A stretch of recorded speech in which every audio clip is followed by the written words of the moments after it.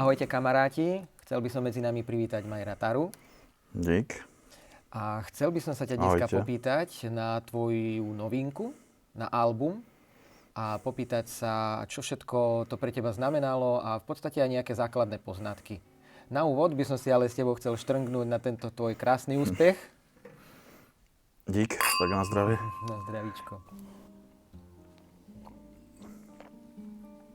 No dobre, hneď na úvod taká otázka. Čo ty a hudba? Ako si sa k hudbe dostal v podstate? Nejaké také jednoduché otázky. No, tak štandardne, tak ako asi všetci, keď proste je človek ešte malý a je niekde zapnuté rádio, tak počuje nejakú skladbu, ktorá ho zaujme a tak ďalej. No tak takýmto nejakým spôsobom mňa zaujala hudba už ako malého. No a potom postupne na tej základnej škole som sa dostal ku gitare a ma to lákalo. Čiže v podstate od detstva, od Áno. začiatku, hej? Čiže od mala. Od základnej školy, áno.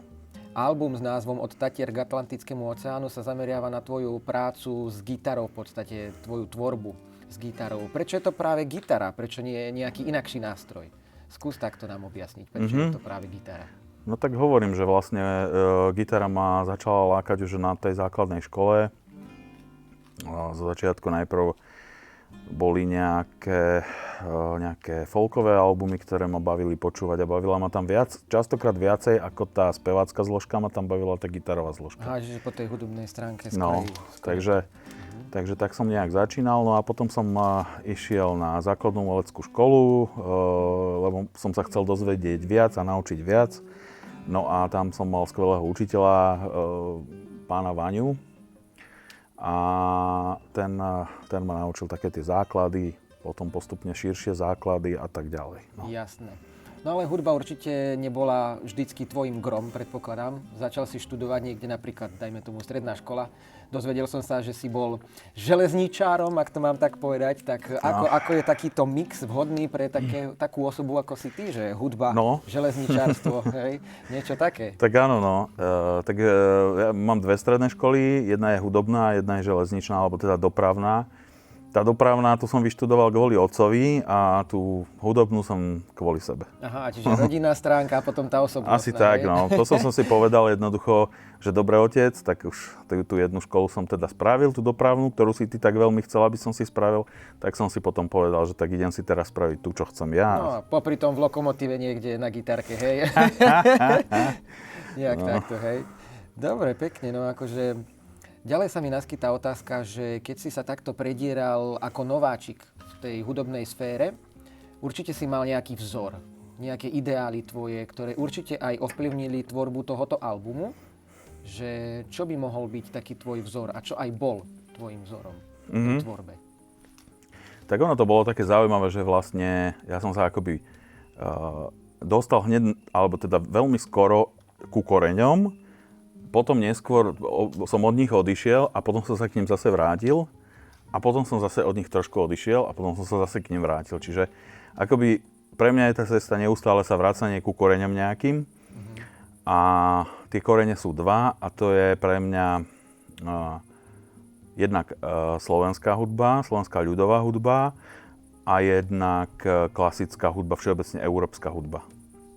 Takže ja už ako malý som mal hrozne rád, keď otec sa naladil, dajme tomu Devín, alebo na Slovensku jeden, keď sme počuli nejakú klasickú hudbu, nejakého Beethovena, pamätám si dodnes, že proste som bol fascinovaný.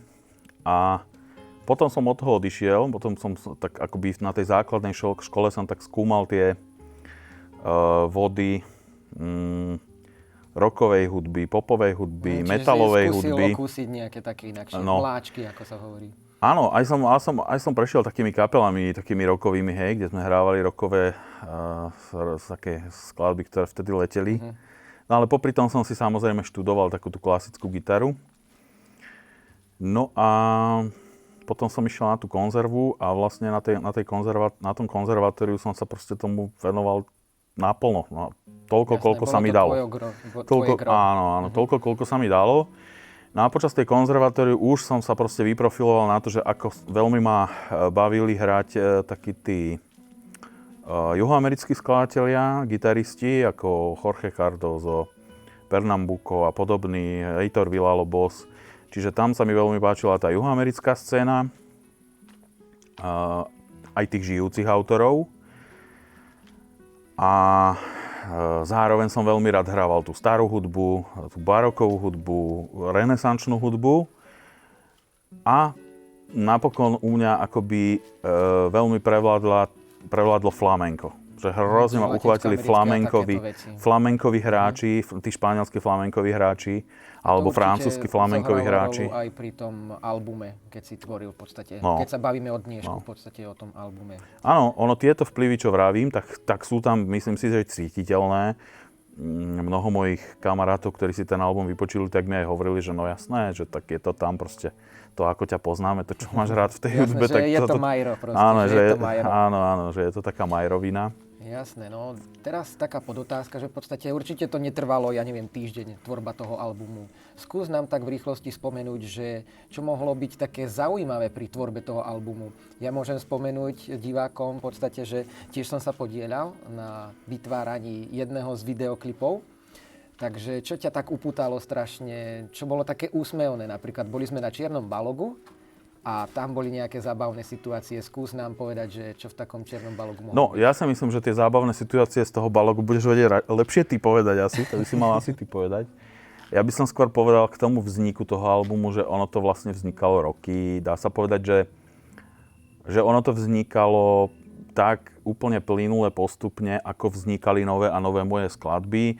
A potom sa postupne niektoré z tých skladieb vyprofilovali do toho, že tieto sa začali hrávať na koncertoch. A postupne sa tam nejak našla taká cestička, kedy proste tam sme objavili, alebo ja som tam objavil takú záležitosť, že som to spojil s takým cestopisno kultúrnym projektom, by sa dalo povedať. Že tu vlastne vysvetľuješ ten názov toho albumu, hej? No vysvetľujem tú ideu toho albumu, akoby.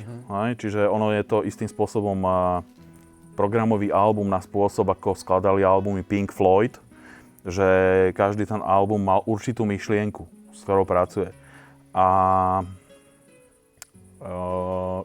tento album má tú myšlienku, že je to cestopisno-kultúrny album, že prechádzame kultúrami, začíname u nás na Slovensku, konkrétne na Horehroní, prechádzame Tatrami, je tam skladba Svítanie v Tatrách, potom sa premiestňujeme postupne cez Česko, kde sú tie vplyvy z tej barokovej hudby, je tam skladba, ktorá je zložená v Nemecku, inšpirovaná Bavorskom,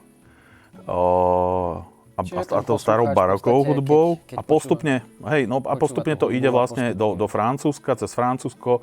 Tam je skladba napríklad venovaná Erikovi Satimu a parížskej šeske, čiže francúzskej hudbe prvej polovice 20. storočia a potom to ide až do tej španielskej hudby, to flamenko, to moderné súčasné flamenko. Určite tam odznieva aj tie spomienky z detstva, hej, tie tvoje vzory a takéto záležitosti. No, to je akoby konštelácia, že to proste som nasal a to tam má určité vplyvy a moji blízki ľudia, kamaráti hudobní a tak ďalej, to tam všetko akoby počujú, hej. No.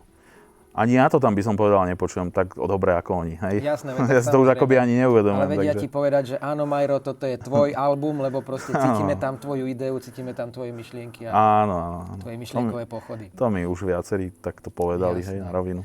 Keď to teda počuť, budeme chcieť, tak otázka je, že na ktorých stránkach, alebo kde to budeme môcť si vypočuť takýto album? No, už sa to dá vypočuť kade-tade, to znamená na tých tradičných platformách, čo sa dnes používajú na Slovensku, ako Tidal, Spotify. Dá sa to kúpiť cez Suprafon, dá sa to kúpiť cez Bandcamp. No a samozrejme... Také tie populárne stránky. Také tie najznámejšie, ale aj menej známe, ako je to na mnohých. Ako Suprafon to dostal v podstate na všemožné portály. A najjednoduchšie asi je proste ísť na kanál Majro Tara, na YouTube. Aha, čiže aj na YouTube. No, kde sú vlastne aj tie videoklipy a jednak sa tam dá samozrejme odtiaľ potom prekliknúť na tieto platformy. No. Jasné. Takže určite je to už teda dostupné všade možne, kde si teda budem môcť dať Majro Taro. Áno. No počkaj, ale ty si nám nepovedal tú príhodu z toho čierneho balogu, jak sme natáčali ten klip? No napríklad, áno, teda musím spomenúť fanúšikom, že v podstate, keď sme natáčali klip, tak sme tam mali takú úsmevnú príhodu, keď sme natáčali, že v podstate, keď sme prichádzali na miesto určenia, na Horehronskú železničku, tak sme tam mali Bratislavčanov, ktorí v podstate tam mali problém s parkovaním a bola tam takmer dopravná nehoda alebo poistná udalosť. Ale bolo to veľmi, veľmi úsmevné. Čiže tam auto skoro zapadlo do jarku. A to sme videli do ako krásny deň. No. Čiže bolo to super. Potom tam nábehli tí chlapi, ak to chceli vyťahovať, že poďte, chytíme to auto a vyťahneme to z toho potoka. Samozrejme, chceli si bolo, už. No, hej, boli silní boli, hej, no. Dvojtonový Range Rover. Áno, režia nám tu hovorí dvojtonový Range Rover. Ale celkovo na tom baloku bola veľká sranda, lebo z ničoho nič my sme vlastne zistili, že na tom balogu, kde sme chceli točiť, je proste otvorenie Černohronskej železničky. Áno, že to a tak v ten deň to úplne krásne pucle. zapadlo, bolo tam veľa ľudí a proste a sranda strašná bola, keď sme tam vlastne prišli a ľudia si mysleli, že aha, že tu nejaká RTVS tu ako natáča, jasne, hej. Veľa vecí čiže zapadlo sa natočili veci, ktoré by sa asi za normálnych okolností nenatočili. Jasné. Takže improvizácia bola tiež veľmi dôležitá v týchto dňoch. Takže bolo určite veľa zábav. Vyšlo tam zaujímavé. Na záver by som sa teda opýtal, určite, každý fanúšik by si túto otázku predstavoval, že sa opýtam. Čo ďalej? Čo plánuješ do budúcna? Nejaký album ďalší, alebo ako plánuješ s tvorbou ďalšou? Čo by si nám vedel tak poradiť? No, že na čo sa zase je to o tom, ako vznikol aj tento, to znamená proste len tvorím skladby. Ja by som to tak aj povedal, lebo keď niekto sa ma pýta, že ty si čo vlastne? Ty si skladateľ, gitarista, čo si ty? Ja proste len tvorím skladby. Ja mám proste nápady, mám inšpirácie, mám nejakú motiváciu a skladám skladby, hej, to je celé. Čiže či vznikne nejaký album, ja neviem. Ja si myslím, že asi áno, ale kto vie kedy, za akých okolností, kedy sa zozbierajú tie skladby nejaké nové ďalšie, ktoré mi dajú nejakú plnohodnotnú myšlienku a dajú mi nejakú energiu a silu, že aby sa znovu nejaký album pripravil a nahral, uvidíme. Jasné, takže nemáš presne určené, hej, že vtedy ja chcem si také a také splniť. Nie. No ale vrabce čvirikali tuto na okolí, že okolo Vianoc sa môžeme pripraviť na nejaké obohatenie tohoto súčasného albumu. Tak čo by si toto nejak okomentoval? Áno, to vidíš, no, to už ty o tom vieš. No, započul som tuto, vieš. Niektorí o tom vedia už sa ma na to aj pýtali. Takže áno, nahralo sa vlastne ešte ďalšie 4 skladby a plus ešte sa spravil remaster jednej staršej skladby, ktorá proste teraz získala úplne nový feeling. Čiže týchto 5 skladieb by malo ísť von cez rozšírenú verziu tohto albumu. Čiže bude to vlastne album takisto From Tatras to Atlantic Ocean, ale deluxe version. Čo bude vlastne rozšírená verzia, ktorá bude o 25 minút. Akože bude asi takmer 70 minútová verzia takého predĺženého albumu. Jasné, tak to je určite super správa pre všetkých fanúšikov. A predpokladám, že takýto záver sme čakali, že teda môžeme sa tešiť na niečo nové. Marián, ja by som ti teda chcel poďakovať za takýto rozhovor pekný.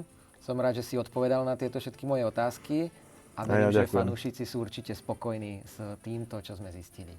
A ja ďakujem. Takže pekný večer ešte prajeme, pozdravujeme. Ahojte. Ahojte.